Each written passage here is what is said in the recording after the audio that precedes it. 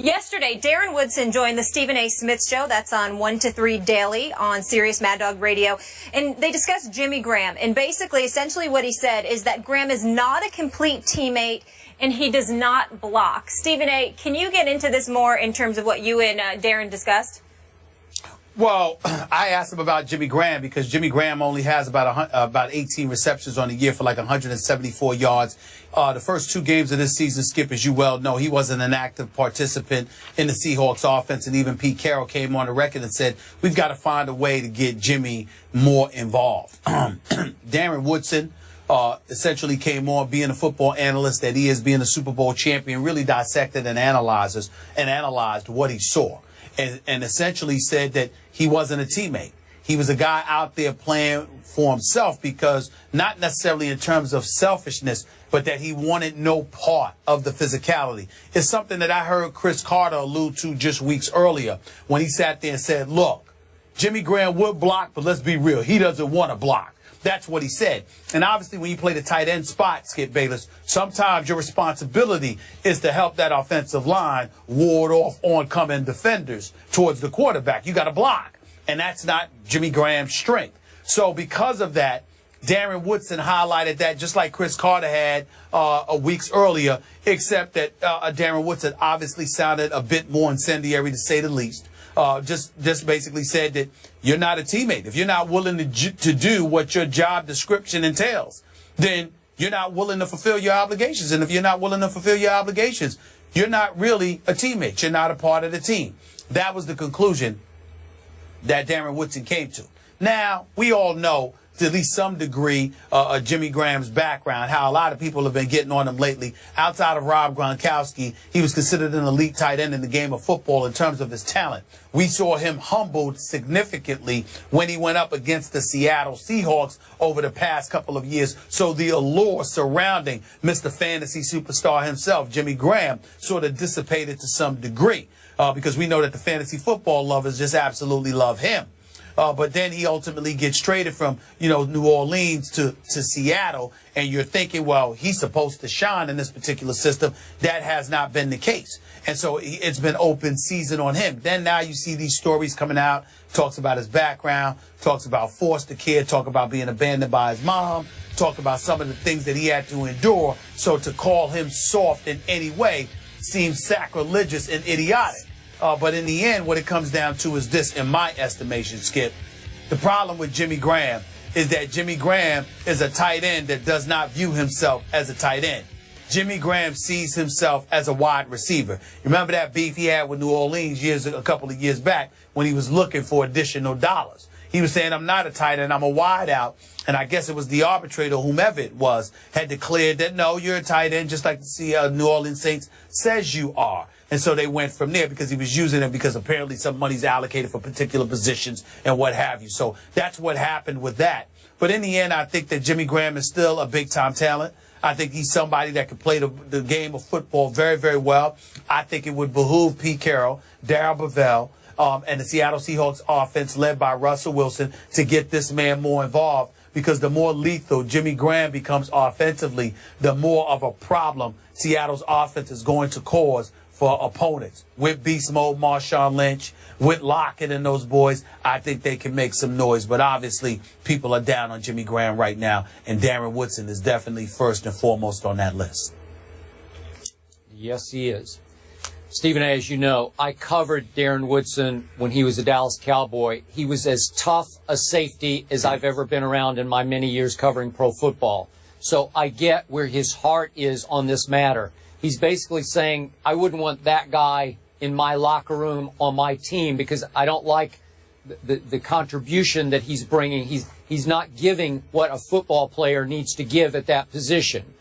And I don't want to be too hard on Darren, but you're right. There's an identity crisis here going on with Jimmy Graham because he does not consider himself playing that position. He doesn't think he was more basketball player than football player. He played all 4 years of basketball, only 1 year of football.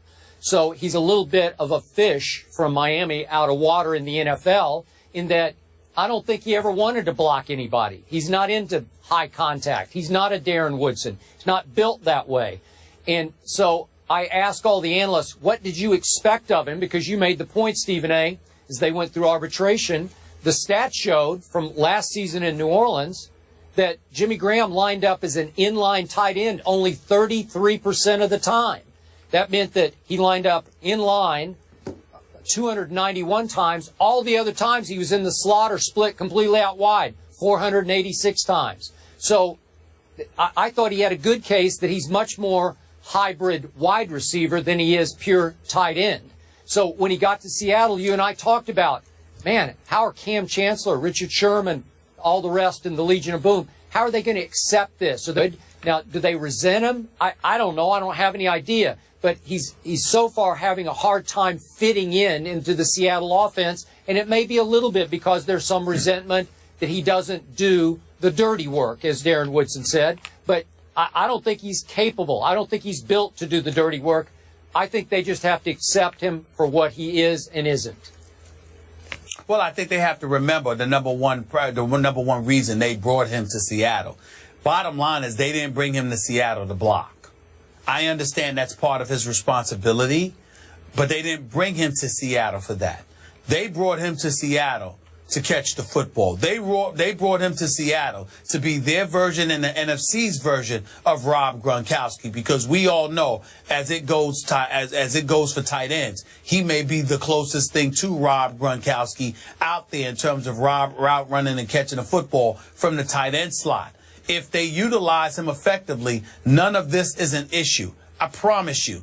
The Legion of Boom is going to look at him and his ability to elevate Seattle's offense, and they will gravitate to him in a heartbeat. But you don't ask a guy like that to block that much. I don't care what anybody says. You just don't do it.